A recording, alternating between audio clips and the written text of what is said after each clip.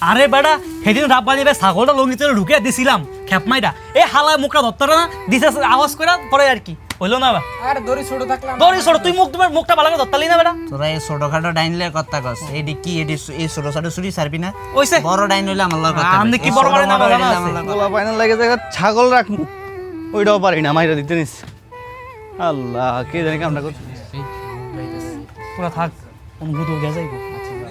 কি জিহাদ কই দিতেছো বসো বসো হ্যাঁ ভালো না আরে বসো সাকিব আইতাছে আরে আঙ্গো সাকিব নি নূর কাকার ফলায় আহা এই চা দিও তো আরে ভাই কি কোন না কোন হে যে এলাকাতে গেছে এখনো দেখি না হিয়ারে আমি তো সাকিবই তোরা না আমরা ভাই খাইছি আপনি খান ভাই আরে খা না ভাই সমস্যা নেই টাকা সাকিব দিব খা এ, মামা তো মামা 3টা বন দিয়েন চারটা মনে খাবি আচ্ছা ল খা আচ্ছা চারটা দে চারটা ভাই হিয়ার তো এখনো দেখাই যায় না কই থাকে আয় আরে ঢাকায় থাকে এটা ফ্ল্যাট ট্যাট নিছে নাকি শুনলাম কি কোন ভাই হ্যাঁ ভাই বিশাল অবস্থা ভাই আরে বিশাল অবস্থা। ভাই ভাই ভাই, ওই তো সাকিব ভাই হচ্ছে একদম পুরা ডার্টি একটা রাস্তা এইসব রাস্তায় চলাফেরা করতে আর ভাল লাগে এখন এই জিহাদ ওমা মাহিউদই আছে আলহামদুলিল্লাহ ভালো ভাইয়া এই সাকিব বসো না ভাইয়া এইসব জায়গা ডার্টি নোংরা দেখেন না কি পরিবেশ এইসব জায়গায় এখন আর বসা যাবে না ভাইয়া আরে সাকিব কি রে কয়দিনের জন্য আসছস আরে বেটা 2-3 দিনের জন্য আসছিলাম ভাবছি যে থাকমু কয়টা দিন অনেক দিন পরে আসছি ড্যাড হঠাৎ কল দিছে ইমিডিয়েটলি চীনে একটা প্রজেক্টের কাজ পড়ছে সো এখন আর থাকা যাবে না আমার চলে যেতে হবে এই কাকা বিল কয় টাকা আসছে আমি টাকা পাঠিয়ে দিচ্ছি হ্যাঁ আপনার এই বিল পে করছি না আমি টাকা পাঠিয়ে দিচ্ছি হ্যাঁ ওকে এ সাকিব নিয়ে আসিস কুচ্চা টুচ্চা সাপটা বানবো নাকি ও অনলাইন সারো না আচ্ছা সমস্যা নাই আমো নিয়ে আসিস হ্যাঁ সে হইব কি রে তোরা এখন এগুলো সাহস নাই না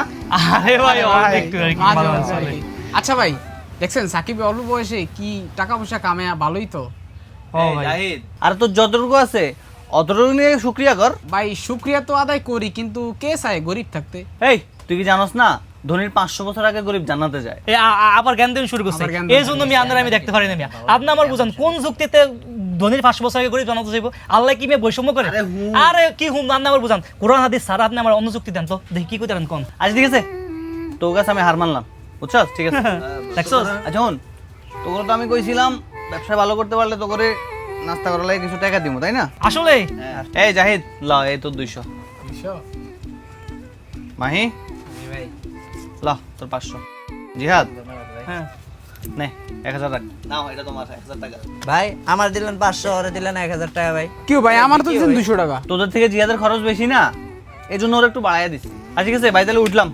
কালকে দেখা হইব হ্যাঁ ও খালপাড়ে আসিস আচ্ছা ঠিক আছে ভাই যাই হোক ভাই কিন্তু বুঝছে কারে কত দিতে হবে, বুঝছস ভাই কাছে আসলে ভাই মানুষ ভালো একটু খেসার খেসার করে বুঝছস যাই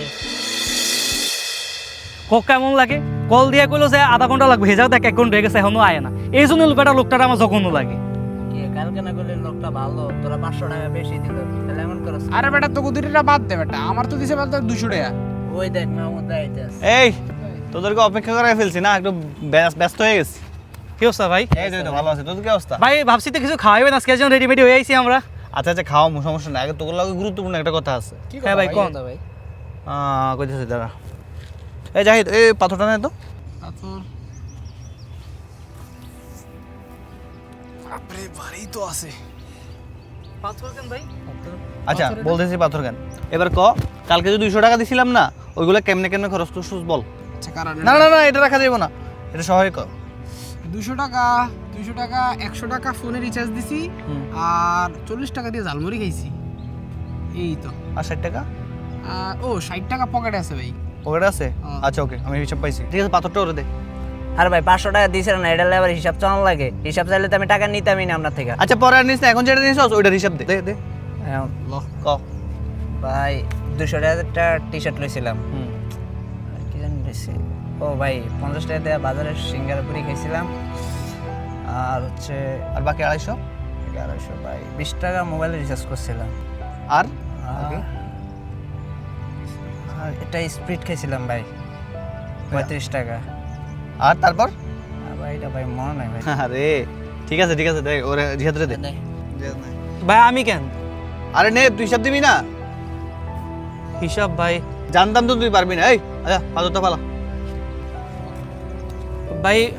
আচ্ছা ভাই বুঝলাম, হিসাব তাহলে দিতে পারুম না। এত নাটক করার কারণটা কি ভাই, একটু খোলাখুলি কন তো। আপনার ভাই কথা ফ্যাশন ছাড়া জীবনে কোনোদিন কথা সোজাসুজি কন আচ্ছা না। তাইলে শুন, সোজাসুজি কথাগুলো তো তোরা বুঝদি না, কোনো দিয়ে কথাগুলো তোরা শুনতে চাইতি না, এই জন্য একটা ট্রিক্স খাটাইলাম। আচ্ছা শুন, এই যে তোরা দিলাম 200 টাকা,